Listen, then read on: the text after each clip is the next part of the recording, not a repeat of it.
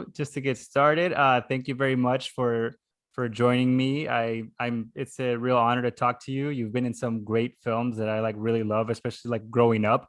I used to see your face a lot in a lot of these really 90s classics. So it's really an awesome opportunity to talk to you. Oh, thank you so much.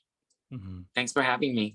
Yeah, and so for those watching, I am here with my special guest, Renoly Santiago, and I'm sure you'll probably recognize him from those 90s movies as well. So just to get started, how long have you been an actor and kind of what got you started into that? Well, I started acting at about the age of 13, and it was just something I really wanted to do. I thought it was amazing, and I always loved movies and theater and entertainment, and always thought about how it was made, and was always fascinated with acting and how these people would like turn into different characters and the whole making of like movies and everything. So and also I was kind of naturally inclined because I love singing from very early on as a child, and I was um, involved with that and did a lot of school plays, and so I knew I had a musical inclination, and I wanted to pursue it further, and I love dance. And so I met a friend in elementary school that was in an acting school and also had some acting representation. So that really helped. I also approached my classmate and had asked her about it. She wasn't in my class, but she was in my school, and I knew that she was in the arts, and she was nice enough to make the connection. And then I just kept going. I started studying, and then that manager at the school used to send me on auditions, and then I got my first play, and then it started having a snowball effect. I kept pursuing it more and more, and then it ended up like getting me deeper into theater, and then I did a little television there, and then all of a sudden I ended up getting a movie, and then it Mhm. just kept going from there. Mhm. Yeah, and you've been in some like very notable stuff like Dangerous Minds, Con Air, Daylight, Hackers. You've even done some like television with Law and Order and even Touched by an Angel. What would you say is like the main thing that you're recognized for? That most people Um, recognize you for? yeah, it's been a balance, it always depends. It just depends on what film they remember me for, and then it's interesting because yeah, it's a mix of all of them. Mhm. That's really I always find that very interesting because yeah, it really does depend on who you're talking to. Because sometimes if they're like really big into action, they'll be like, oh, Con Air. Or if they're big Stallone fans, they'll be like Daylight. Or if they grew up in urban neighborhoods like myself, it's gonna be Dangerous Minds. Yeah, yeah. And so yeah, I always find that really interesting. Yes. And growing up, like you always had this kind of affinity for performance and stuff like that with your singing and dancing and acting. Growing up and like watching movies and stuff, was there any particular actor who you kind of um looked up to and kind of would wanted to, I guess, mirror their kind of performances, or the ones that you kind of like looked up to?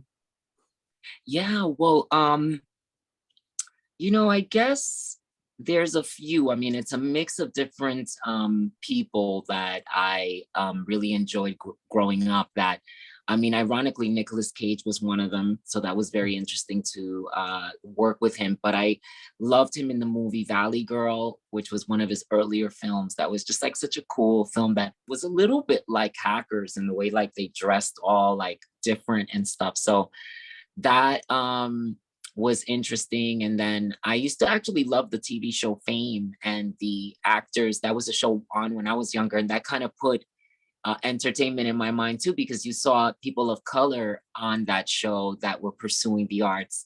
And that was an interesting sort of full circle effect because Jesse Borrego, who was in Con Air, was one of the lead actors in that show. And so it was so nice to be able to tell him that and then become friends on top of that. Um, was something interesting. And I used to even like I think it was his name is Keith Carradine. I know he has a son too, so I'm not sure which, it's either Keith or the father or son, but he used to have a show called Kung Fu. that Yeah. was on. Yeah, and I loved that show, and I think that made me, I don't know, maybe planted a seed of like getting into or manifesting action movies and things like that. But he was a big part of my development. And Elvis, I used to love Elvis movies when I was a little boy. And then like musicals that were on Broadway, like Evita, and you would see the commercial, and Dreamgirls was also on Broadway. That's such an amazing soundtrack. And musically too, you know, I was influenced by Michael Jackson, by Stevie Wonder, by Donna Summer, who was a very big star when I was a little kid. And all of those things kind of just rolled into one, you know. And then of course I have the obvious acting legend influences, or people I really like Robert De Niro and Al Pacino and Marlon Brando, and also uh, I can't remember his name right off the tip of my tongue, but I really love him a lot. James Dean. James Mhm. Dean was also someone that I thought about a lot, because you know that was someone in my age group when I started making movies. So I would think about him a lot, and yeah. Like that. So in working with a lot of these like very talented people like Nicolas Cage and John Malkovich and things like that, or even Michelle Pfeiffer, like how what type of things do you try to learn from them? Do you try to get a lot of like did you try to get a lot of information from them about acting and kind of relaying that to your own performances? Yeah, you know, funny enough, not in the performance side, because I don't know what happened or what lightning strike like God threw on me. But by the time I made my first movie, I was, you know, and looking back now, even as being a little bit older, I really did a lot of hard work to get to that point, to be able to um perform and express myself that way. That takes a lot of like inner work and confidence. And also weren't I learned mainly from directors that I worked with in theater, like Elizabeth Swados, who is such what is such an icon in theater, in musical theater and regular theater in New York and all over the world. And since that was actually a director that I worked with when I was younger, she was so strict, and she had also directed people like Meryl Streep and a lot of other famous actors. So I always felt like I got my acting training from her and people like that.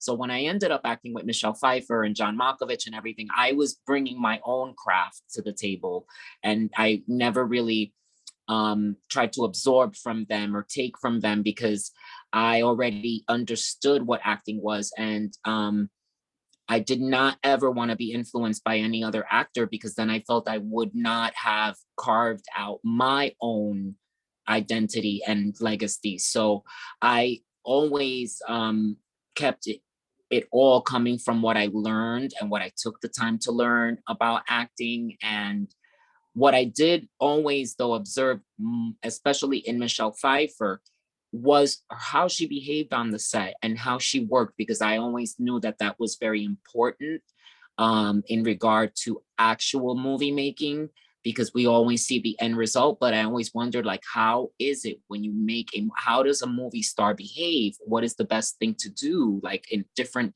And so Michelle, I really watched more than anyone, and she, I have to say, is the most professional out of everyone. I mean, everyone I've worked with has always been super professional, but Michelle always kept a poise about her and was very calm all the time. And just little things like not commenting on what's going on and being quiet, you know, little things that she did like that, that I always took as okay, that's how you know. So you know, I took it into other work. Like I never comment on what's going on. I just wait for my turn to do what I got to do. If I'm spoken to, I listen.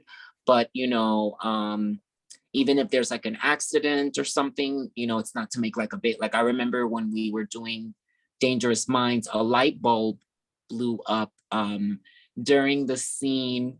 I laugh now because, you know, I have a thing where sometimes when I'm in a bad mood in my life, I sometimes have, when I go to turn on a lamp or something, the light bulb explodes. Has that ever happened to you? Like not the glass, but the light goes out? Yeah. it's just like, I don't know, something, just that I've noticed, and I didn't notice at that time, but it was during the scene when Emilio and I are in the hallway and he approaches me about a deal gone bad, and Mhm. we start arguing when we first become like real enemies. And she comes in and she stops the fight and she's like, "Stop it, both of you, whatever, and all of that." Well, if you look, I'm like furious during that scene in the character, and now I don't know about anything, but funny enough, that moment there, that day, a light bulb blew up, like one of the big lights. Mhm. And Michelle did not like make a big, she just kind of went like that, and that was it. And then she just stayed calm, and didn't and say anything, and neither did we. We just were quiet until they did what they had to do. So little things like that is what I learned from these other actors, is just how to conduct yourself on a set, and how do they do, like, because they'd made so many movies. I thought, okay, like, I just wanted to learn, like, how does the day-to-day work. Mhm. Yeah, Yeah. the more technical side of things. Yes. Mhm. I've always been very interested in the more technical side. As much as I love watching actors act, I really love the technical side of filmmaking because um Yeah. it's a side, yeah, it's a side of filmmaking that doesn't get talked about enough. So in a lot of these conversations that I've had talks with, visual effects artists. I've had talks with stunt people and then cinematographers because I just love that part of it because it's really is a an accumulation of a lot of people's work that goes into making a movie, not just the actors. Yes, and there's a whole mystery to it, like, people that, unless you're there, you don't really get to see all of the things that are going on, Mhm. and how it's all done. Yeah. Yeah. And you've mentioned you've done some work on like stage work and stuff like that. Do you feel like stage work is a little bit more exciting or nerve wracking? Because when you're on a film set, there are obviously some people there watching you perform, but when you're on the stage, there are hundreds of people watching you. So do you find that a little bit more exciting or more like nerve wracking? Um, I find them both super, super, super, super exciting. Like, that moment when you're making a movie and they got the slate out right, and they say, take 23 and roll sound, and we got speed and action, cut to take one, bang, and then the director Mm-hmm. says action, like, that is like, you know, it's like before you jump off uh uh a plank, you know what I mean, or you go to dive in a pool. It's like Hmm. that setup there is just as exciting as being in front of a live audience in a big theater, because they both mean that what you're doing is about to be taken in. You're about to release yourself out into the universe, and you've done so much work before that moment, and you know that there is also a mystery there too. There's a lot of trust in the work that was put into it, that it's just a surrender, so it's just as exciting every time. um I really could not pick one I like better. I mean, Hmm. it's just they both have a very particular um spiritual experience. Yeah. And we talked a little bit about you just being so ready with all of your training on stage and before you had done Dangerous Minds and stuff, you had so much training and you had already been ready by the time you were on set. But kind of talking about Conair, that movie just has so many iconic people in it now. When you look to it, there's just so many great actors and great performers in that. Was there like any time that you were like at all starstruck by everyone being there? I mean, you had like Ving Rhames, you had John Malkovich, you even had Dave Chappelle. Mhm. Mhm. Yeah, I mean, honestly, no, I didn't. I mean, I'm a weird person like that.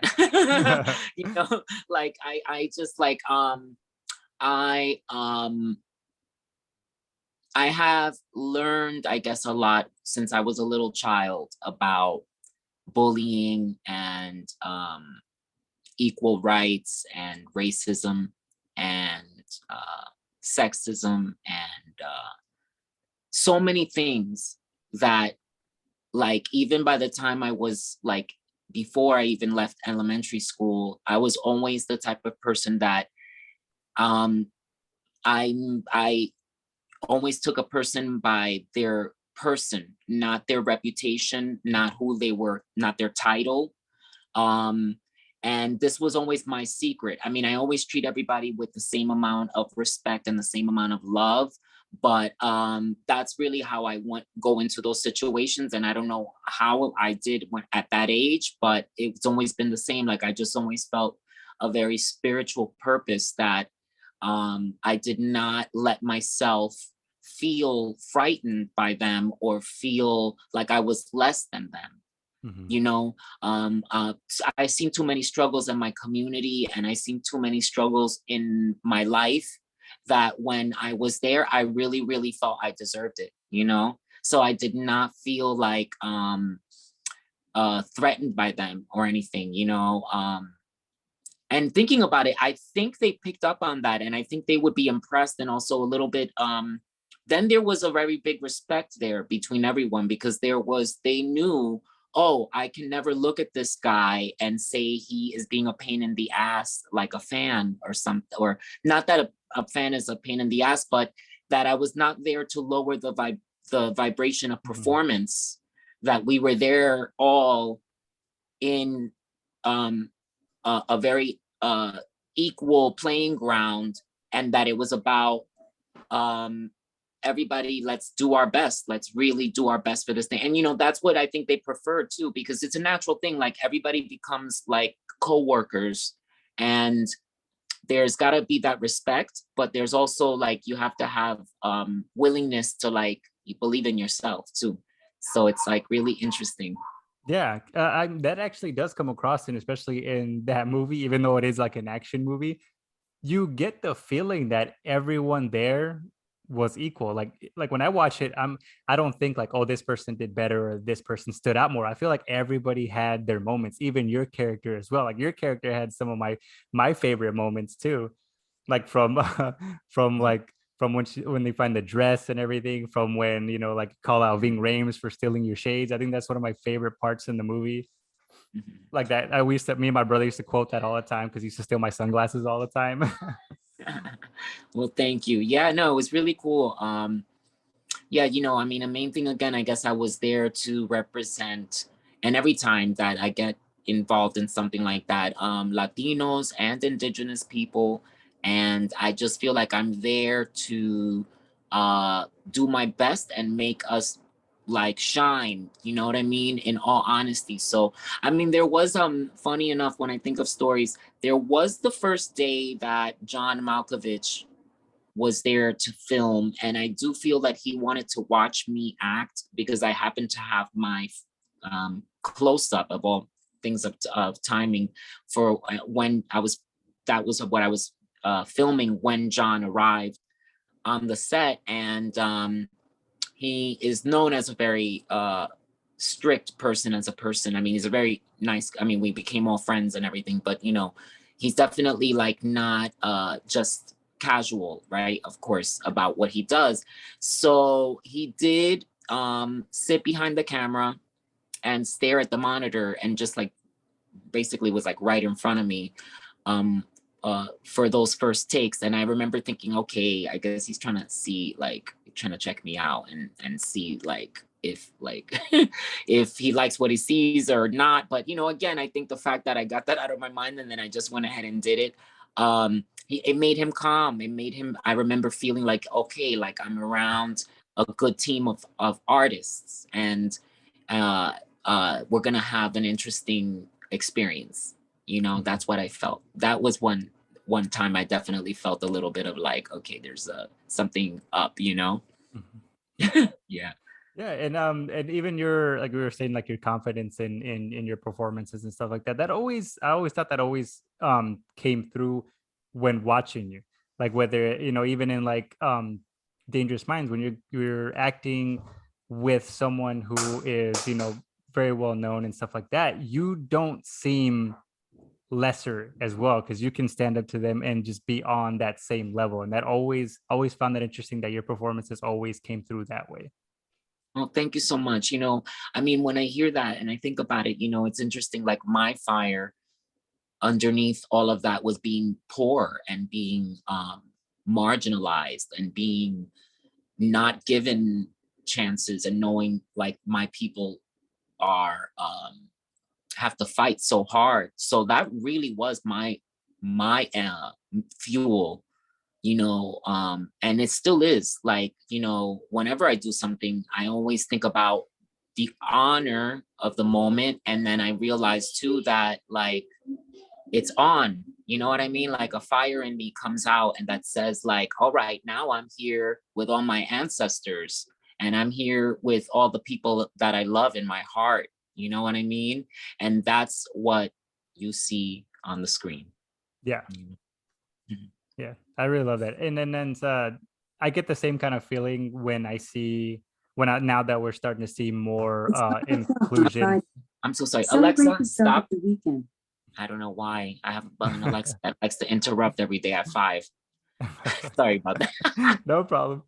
But yeah, like I was saying, I feel that same like kind of feeling when now that I'm starting to see a lot more indigenous people in film, especially like in very dramatic roles or even like comedic roles, just different planes of performances. Because before, when I was a kid, when I used to see any kind of like Native Americans in movies, they were always the same role, either like a nameless person or they were like savages and stuff like that. But now there are just so many different actors that get to play different characters, and even the ones that are kind of stereotypical in a way, but that's also a good thing because we get to see every aspect of the Native American life, because it's not all like, sunshine and rainbows. There are some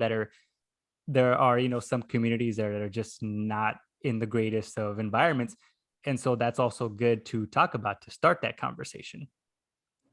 Yes, yeah. It's just, it's a step-by-step thing, and thank God that it's happening though, and that there just has to be a continuation of it. And by the way, I just realized I didn't mean that my Alexa goes off every day at 5. She goes off every day at a Friday, every Friday at 5. I don't know. Can we fix this? Anybody out there? Tell the Alexa people, stop. There, she's gonna turn on. It's like, but don't make her interrupt at 5 on Friday. Oh my gosh. But yeah, it's so true. Like, and I didn't realize like my indigenous connection until like really real take it in deeper, just like in the last year and a half. I mean, I have always been, since I'm Puerto Rican, the identity of the Latino has always been in the forefront of my life, even though I've always known I'm an indigenous looking Latino, and I lend my appearance to that. I wasn't even aware as much because around the Latino community we don't really talk about that as much, so much in the Puerto Rican essence. We talk about the Latino experience, and of course we honor that we are um, Spanish, African ancestry, and indigenous um, ancestry. And then it was until I actually took my DNA 23andMe, I Mhm. decided to do that, and it actually breaks down your DNAs and stuff. And then when it came to my indigenous side, it said native, or American, or it says native there. And I'm thinking, well, am I Native American, or does it mean, the Taino? I guess it means the Taino. And then as I look more into it, it is like I am a native, I am an indigenous person who came through the Americas, through the Caribbean, and into the island of Puerto Rico, and I'm like, oh my gosh, and we're very closely linked with the Arawaks, and then it changed throughout into a different the Taino tribe, and the Arawaks are still kind of the genetics that are still left of the Tainos, because they were mainly, pretty much they went extinct from what is believed, even though there's still maybe some, you never know, some of us may be actually fully more around, but that's how that happened. And then I'm like, wow, like, yeah, like I realized my plight is also the indigenous plight, and it's Mhm. been there the whole time. I've always fought along with it, but I didn't know that, yeah, like it's really part of really, really who I am too. So that's been amazing. But it is good to see that there is more involvement, and that there is more stuff going on that shows all the different colors and cultures of humanity. So we just got to keep seeing more. Mhm. Yeah, and that's also that kind of segues into a another question that I had for you. I read somewhere that you had auditioned for the role of Robin in a Batman movie. Is that true? Yeah, yeah. For Which Batman and Robin. for Batman and Robin? Okay, Yeah. because I was trying to remember what time frame that would have been. So it was either like Batman Forever or Batman and Robin. Yep. And Batman and Robin. Yeah. And I really, of course, wanted that role. And I was called back. And that's where I actually got the script for Hackers, which is a very funny occurrence. Mhm. And like I usually say in the story, when I got the script first, I was a little bit like, well, what about Robin? But of course, I did know what, looking back, of course, it's good to just come out with another movie anyway. That's, but I thought, oh, wow, like, you know, uh, I remember still really wanting that. And then, that, but things happen. So I always want every role I go for anyway. So sometimes you don't get the role and then you just, you know what I Yeah. mean? It happens. Um, but yeah, that was the cool thing though. At least that led to Hackers in some kind of way. And yeah. Yeah, I always find that interesting because right now in the kind of like social political climate that we're in, especially in film, like there are a lot of characters that are traditionally like Anglo characters that are being casted from like people who have Latino descent and even some Native American or even Black and stuff like that. And Yeah. now it's not so much of a like a taboo thing, but back in the day, I feel like there were a lot of those kinds of castings trying to be made, but it just wasn't talked about enough. I mean, yeah, I remember even before I remember reading that I think I heard that Marlon Wayans was up for the role of Robin before Chris O'Donnell was too. Yeah, yeah. So it's always cool to I'm just so excited because as you're speaking to me now, I'm hearing from a producer that I sent a script to. So we'll see. And Mhm. he's like typing to me on Instagram and I'm like, oh really? Yay! Um but yeah, no, I'm sorry, what was the question again? Because I'm like freaking out. Oh, okay, yeah. No, I was just like talking about that, but it's also just not so much a question, but just like how it's interesting now that like back in the Oh day. yeah, with the different, yes, and that's called like when they do diverse casting, or they call Mhm, it sometimes like universal casting and stuff. And that really is so important. Like that is what opens the door for people like me to get in, actually. Um and you're right, when they do that, when they like open a role and then they decide, what, let's look at everybody for this, you know what I mhm, mean? And then you get like really interesting things, like Marlon having gotten it first, and then it went to Chris. you know I love Chris O'Donnell. Of course, it ended up kind of going to the Anglo male repetition, but it was good that they opened it up, you know what I mean? And now hopefully they'll continue to think more outside the box. um but yeah, it's just amazing how that the things that go on behind the scenes, it's like, mhm, but we really do want to keep that coming. It's like, gosh, they really got to start thinking, why not this? Why not, a different person, a different culture, a different sexuality? Like, I love that they're introducing bisexuality, homosexuality, transgender. These are people that we have as neighbors that we see on the street every day. Like, it's like, come on, you know what I mean? Like, of course mhm. they belong on screen. And it's just beautiful to see that um they're doing it now, and that it really looks great, and that the actors that are at the forefront are rocking it. And Yeah. that's what we'll I'm sure we'll keep seeing. And yeah, and I did a whole, like, on my YouTube channel, I did a whole video talking about um the the idea of like race bending and stuff like that. And there are a lot of roles and like a lot of movies and TV shows and stuff that have done that I really love. Like, I didn't see the character's race or gender or sexuality or anything. I just saw the character. And Yeah. there's like many I went through a bunch of my favorites, but there are just so many different um and I also kind of talked about like the fact that people will complain about it, but it's also like, well, what about when this person played this? Like, no one said anything. Like, I just find that very interesting. But like, Yeah. as like, like I said, as an indigenous person myself, I'm gonna be all for it, especially with having different in my own family, got different people from different cultures, different sexualities, everything. So like, of course I want to see people that look like my family members and stuff like that on screen. That's awesome. Yeah, yeah. I think we got to get used to like seeing what we see with our eyes and acting like, not pretending like we've never seen it before. You know what I mean? Hmm. Um, I mean, I live in New York, as I mentioned, and I find it interesting whenever I see a New Yorker that's surprised by someone who looks different or someone who has a physical, disability or whatever. I'm like, have you been blind your whole life? You know what I mean? Like, we have to stop acting that way because then we're missing so much.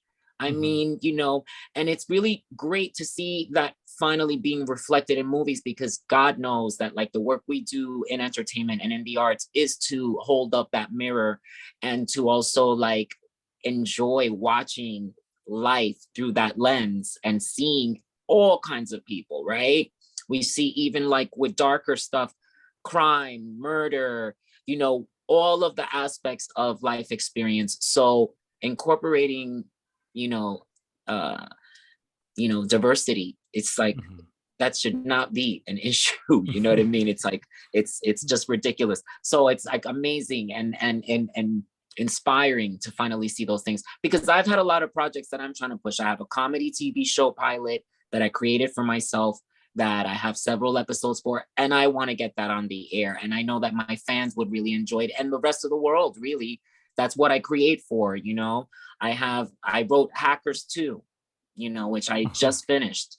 And the producer that I was just hearing from while on my screen while we are talking is someone that I hope joins on to help me make Hackers too. And he's a brilliant Hmm. film producer and writer. And I plan on reaching out to people that were involved with the original, and you never know. I mean, but I've taken that initiative. You know what I mean? There's also I just saw one of the film roles, other action roles that I'd like to do that's now being created is the Wonder Twins. Okay. So there's always you see, so you never know. You know what I mean? There's something maybe you didn't get last time and something else, but then other things can come up that were meant to be. So I just stay open and I like to just invite all that energy of possibility. Hmm. Yeah, and really anything's possible nowadays, especially with video on demand and streaming and stuff. There's a ton of possibilities for older IPs to get remade or to just get sequels. I mean, it's happening. We see it all the time now with like different movies from like the 80s and stuff getting sequels or getting TV series. So like the implications of it are amazing. So that's one of the best things about like the whole streaming services and stuff that nowadays. It is. It really has just brought so much great stuff that I'm excited about that. Hmm. Yeah, it seems like a lot of times because of that, a lot of these studios are embracing a little bit more um, uniqueness of it and different writers and different things, just because for a good. And I think a lot of that has to do with that's probably one of the only good things that came out of the pandemic is that a lot of these studios looked and said, maybe we should look into more unique IPs, or maybe we should look into different writers and things like that, because there's nothing coming out right now. So we need material. And that opened up the doors for a lot of these newer shows that we're seeing now that probably would have never gotten made, a couple years ago. Oh yeah, very true. And with it's this is kind of like a funny question about hackers. Your character's name is like great. I love that name. What did you think of, like, what was the first thought in your mind when you read the name of the character Phantom Freak? I thought it was just really cool. I didn't get too overexcited. I always tend to, like, when something is mine, I try not to get into the zone of, like, I guess what they call coveting it or something, maybe. You know what I mean? Because Mhm, then it becomes like arrogance a little bit. You know what I mean? So it was just like nice. Like I just took it with humility. Like, all right, that's my character. I like it. You know? mhm, Yeah. But I'm so grateful to God again. Like, wow. Like it is like now I can honestly say, yeah. I mean, I love being the Phantom Freak. I love that name and I can't believe that I am him and that I got to be him. Yeah. mhm. Yeah. And of everything you've played, do you happen to have a favorite like role you've played? um, not really. I do want to honor though, I do feel like I would want to honor Dangerous Minds because that was my first film and it was the opening in the sky. Like that was where it was like, whoa, wow, like happened to me. You know what I mean? That was not the norm that like made change my life completely, you know? Mhm, Um and the fact that it was to date still like the meatiest. I mean, all the roles I played, I've gotten to do leads and all that, and I'm grateful for. But that one, I carried a lot of that film, and uh, what I got to say, I'm grateful for that too. That it was hard hitting and edgy and real because that's really a big part of my how I really am too. mhm, I'm very honest about what's going on in the world, and that I got the opportunity to sort of do something that brings light to certain disparities and things that are unfair that we need to change in the world.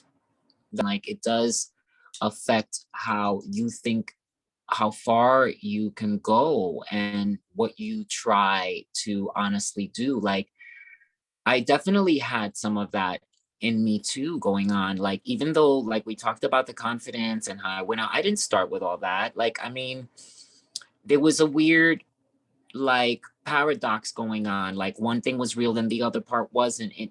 There was like a push and pull in my being because I felt like I wanted to do these things. I could also sing. mhm, I couldn't deny what I heard and what other people heard from my voice. So I knew, like, okay, but what do I do? Like, what do I do? There's nobody taking my hand. There's nobody that my family knows, that I know, that my friends know.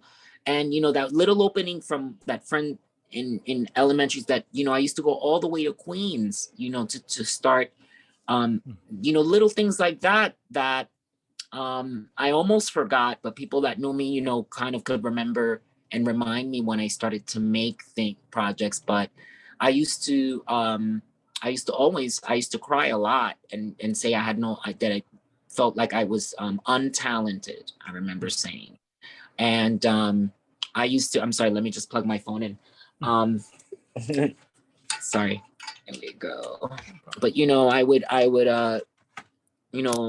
get emotional and cry and say that I felt untalented. Um, I just didn't know any way. I couldn't imagine how I would maybe end up, in any of those situations that I did. I didn't, it all was a little secret kind of snowball effect that took a lot of just, doing it because I loved it. I didn't even know that I would be given anything. So, and then when I did get those things, to also respond further to, like, how did you feel? Did you feel intimidated when you met these famous people?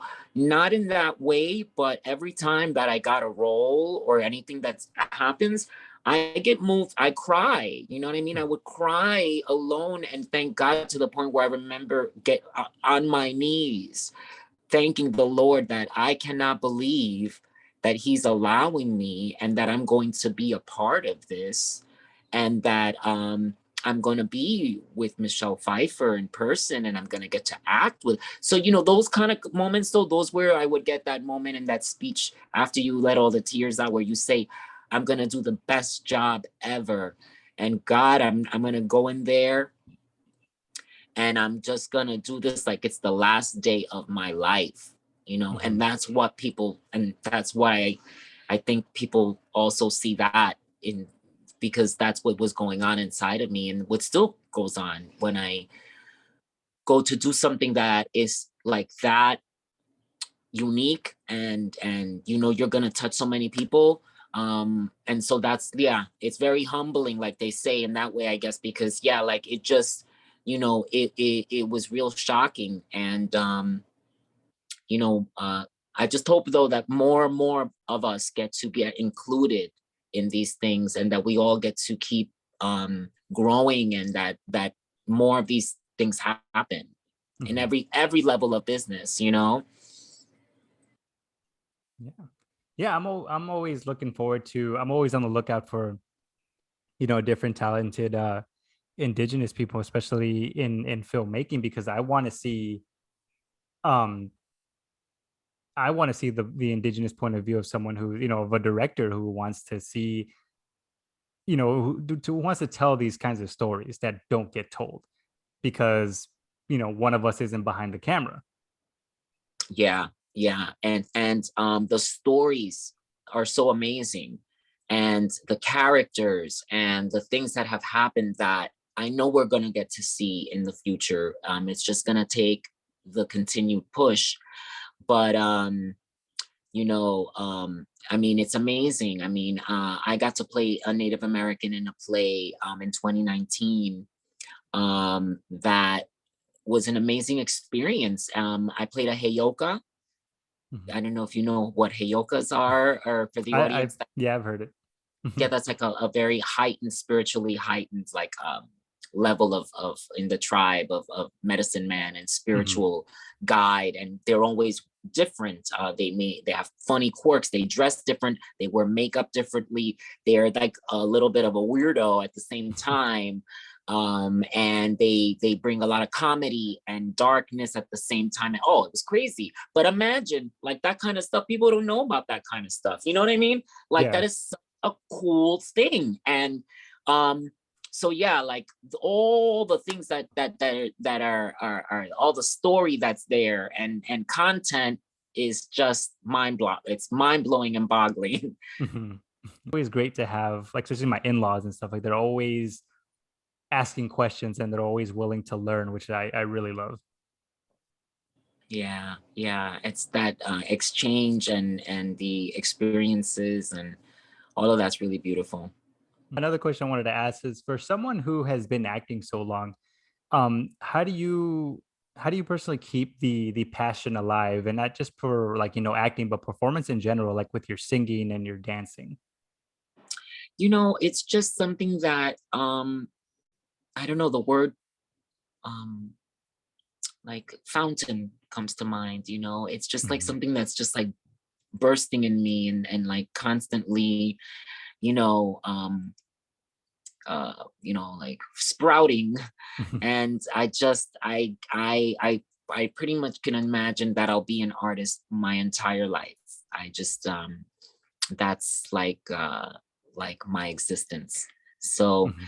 it's always very heightened, like the performance aspect of myself, the singing and the dancing and the acting. And you know, funny enough, when I did that role in of the Heyoka, I did a lot of like physical stuff that normally in my films, audiences haven't seen as much of. Sorry, I just had something pop up on my screen. It was, and I pulled it out. But yeah, like I am a very physical person too. So but of course, you know, you do see it like in the action, like in daylight, all the running around and because you know we do, and even that fight with the wire when I'm in the van, and all of that is fake. That's really the kind of, I guess, the dancer in me coming out, and not afraid to like do physical things that you have to pretend.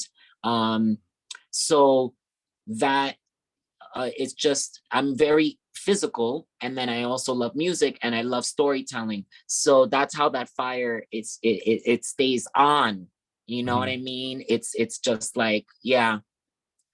And I don't know, when I look at language and writing, I get so excited about the person who wrote it or where it came from that it becomes, sorry about that. I got, when I Mhm. look at writing, I get so excited about where it came from, that it came from a person that dreamed this up, that I get like all excited about it. And then like the character just like, it's like giving birth to like a child, Mhm. So that's why it's exciting too, every time, because it's gonna be a new manifestation. There's that excitement and fear a little bit of like, what's gonna happen? Like, who is this gonna be? How is it?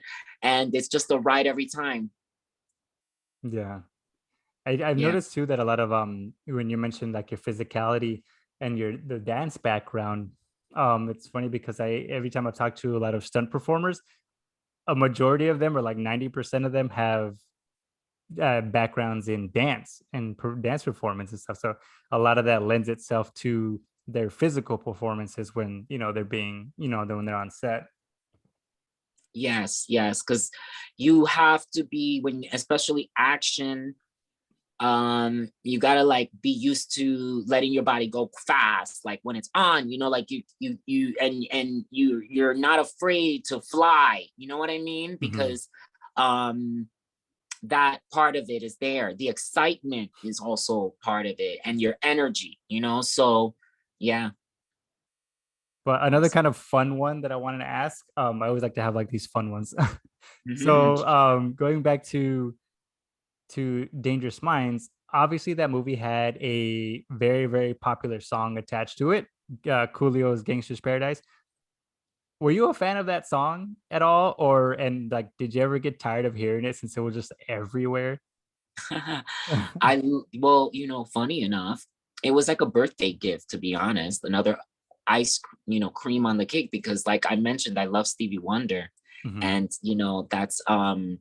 that song is from Pastime Paradise.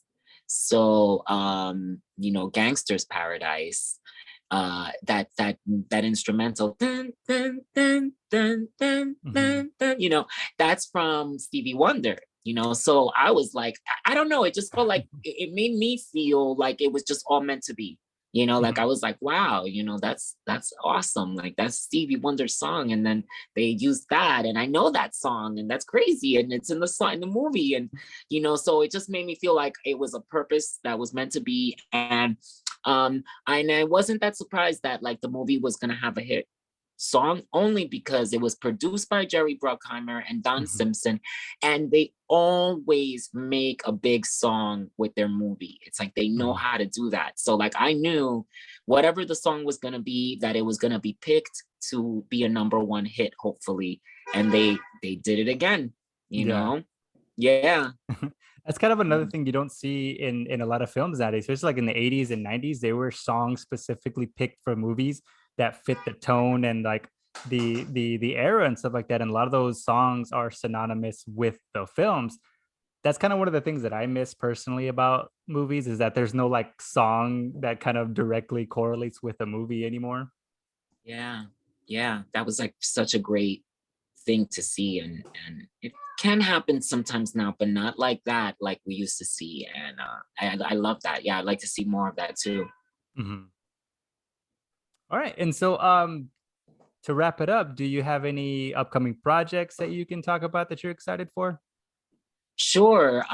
Well, first of all, I'd like to invite everyone to go on www.phantomfreak.com to, if you want to get autographs or order any merchandise, from the stuff I have about hackers and all my other movies, and people can make requests. And I even do videos that I've been doing, like little video Mhm. uh, requests for people.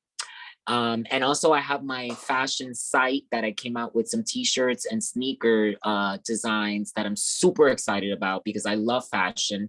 And that's RenolyNYC.com. So I also want to invite everyone to go on there. And then right now I'm developing music, I'm developing movie scripts, a Broadway show, a musical. and my TV show. So I am just super excited. I want to get all of it out. Hopefully, the public will get to see one get going and then the others to follow. But those are very, very, very much on my agenda. And then I'm also waiting to see what other film projects pop up and what other TV comes my way in theater. Mhm. Great. Yeah. Yeah, if you want to send me some of those links, I can post them onto this video whenever I get done editing with it and everything. I'll also post it on Instagram as well to get some people that way. Thank you, Justin. Thank No you. problem. Anything to Yeah. help out. Awesome. Yeah. So Yes. once again, thank you so much for taking the time out of your day to talk to me. It's been a really fun experience. Same here. I'm really glad to have met you and thank you so much. Yes, yeah, and I'm really glad again that we met and that you reached out. I think you're doing a great job. You did a great interview and lots of blessings and success with everything success that you do. And definitely I feel the same. Like I've met a friend in this conversation, which is great, and so cool that you're in Arizona and I'm here in New York and we're doing this and it's a very, very positive thing. So I thank you for inviting me on and I hope to be back too. Yeah, for sure. Whenever you come up with your next project, well, I'll be on the lookout for it. You can also let me know and we'll come on back on here and talk about it. Thank you. Thank you. And thank you everybody. All my love to you guys too. And it's just an honor and I'm glad that you've been supporting my work and I hope to do a lot more. All right. All right. So Renoly, thank you very much again. Hope you have a good rest of your day. Thank you. You too. Mhm. See Bye-bye. ya. Bye.